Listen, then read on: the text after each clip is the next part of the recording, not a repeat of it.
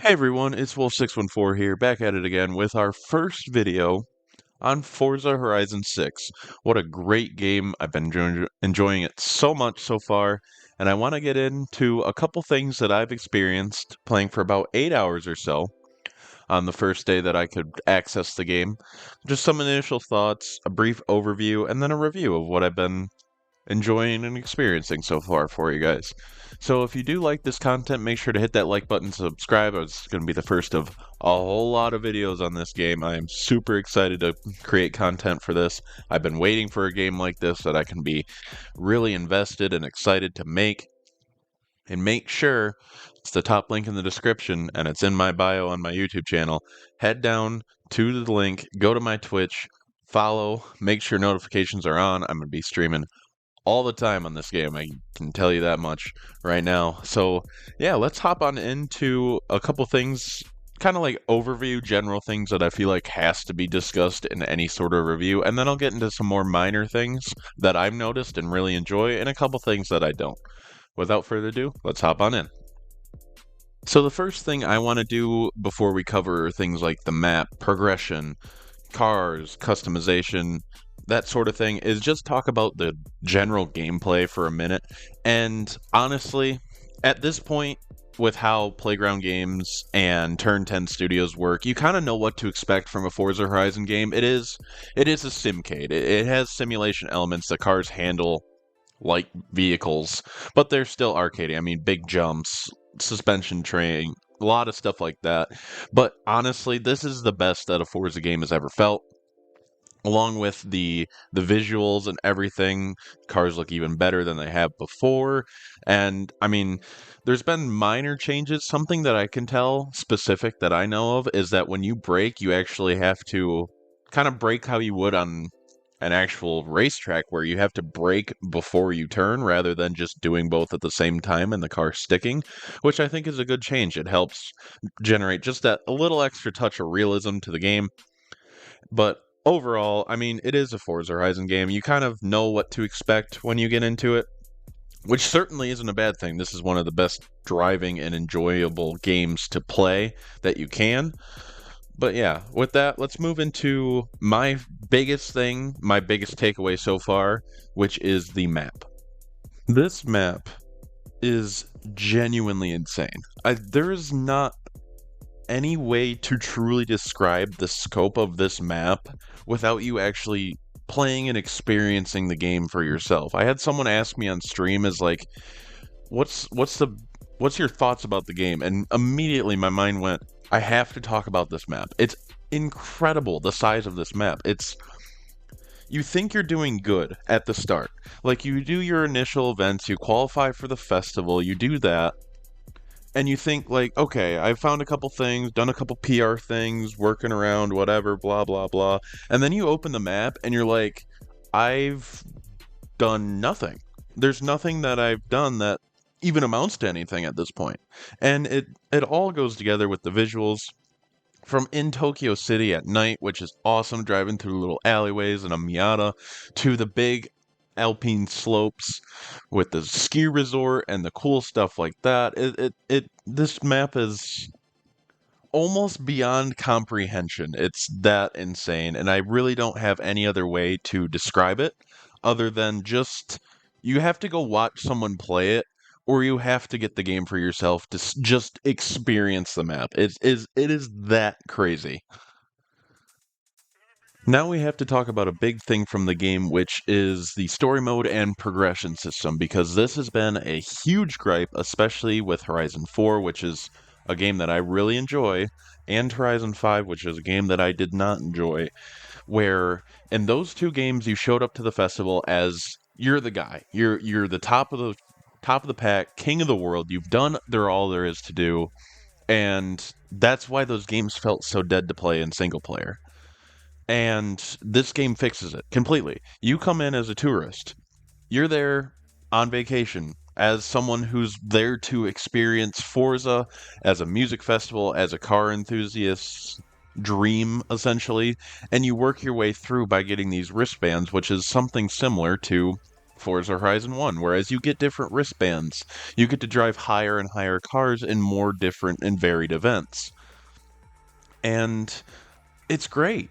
It works really well. It's in a very engaging feedback loop and it is technically streamlined. Like you'll do this, it'll suggest the next thing you go, you do these PR stunts, but it all flows so well. I had a friend of mine that I was talking to last night when he first got into the game, and he's like, this is the first time since Forza Horizon 3 that I actually feel like playing the game. Which is a crazy statement when you think about it, but it all makes sense. Like the last two Horizons have given no incentive to play the game by yourself or play against AI. It's just, here's everything, you're the best, and go drive supercars online. But this game has just enough to bring you back and keep playing and give you engaging things to work towards. And it's super good to see them make that correct step in such a good and simple way. Something else I wanted to cover in relation to progression is just the exploration part and the Discover Japan side of the game, where this game just really entices and incentivizes you to just drive around, do things. The PR stunts are all tied together, and that's the first thing. And then the street races, toge battles, and then you get into some really neat things like these aftermarket cars, which are such a cool new thing to find upgraded cars at discounted prices. I haven't even opened the auction house yet. I don't care, because I'm finding cool things like this Forza Edition Miata that's really rare at this aftermarket spot. Obviously, barn finds make their return, and they are great cars. I'll just show the very first one, minor spoiler. But, I mean, barn finds are back. They're sweet, awesome, really cool cars from what I've seen so far.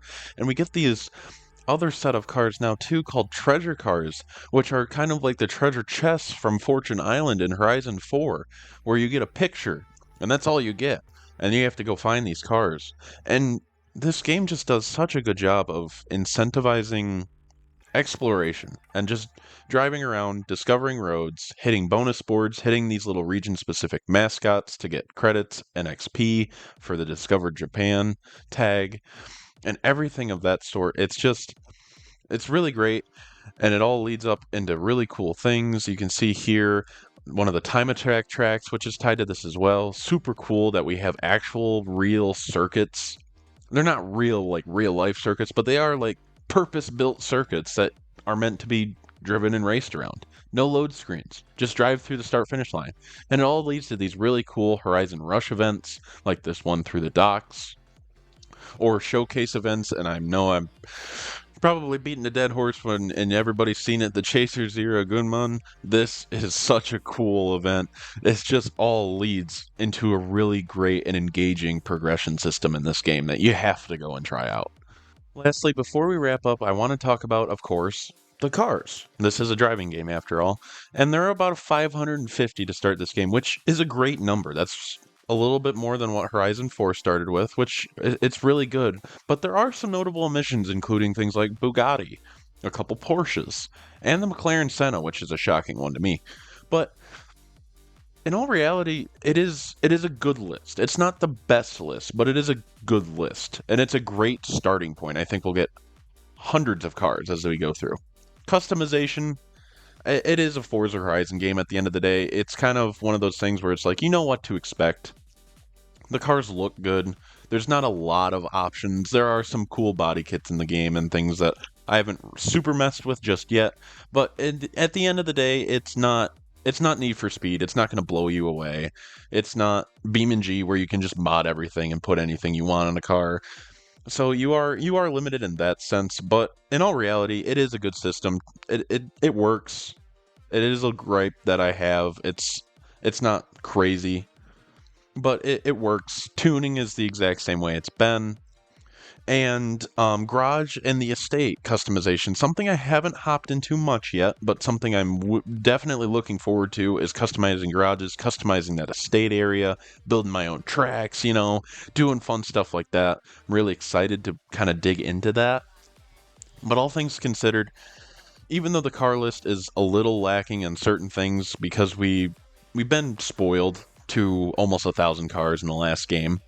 It is a good car list, and there are a lot of variety and good looking cars, and there really isn't like I know there's some still old models and stuff that need to be fixed, but there's not a bad looking car in this game. Really, there's not anything that's like super out of place. So in short, coming to the end of this video, the end of this review and overview, the simple question is, should you get this game? And the simple short answer is absolutely.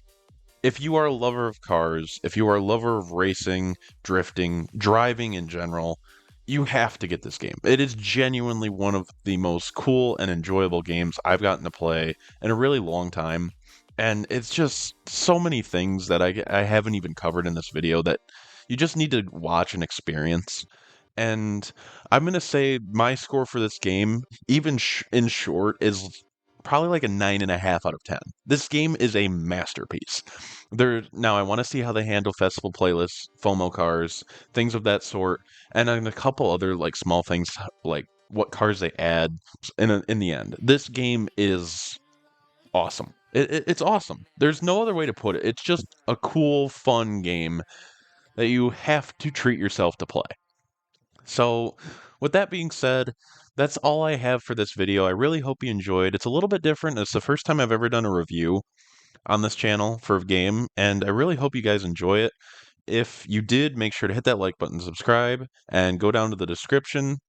Ask anything, ask any questions. If you have any questions, I'll get back to you in the comments. I'll answer them. If you want to come on Twitch and ask while I'm playing, I'll happily answer whatever you want and whatever I can basically figure out for you. And yeah, until next time, take it easy.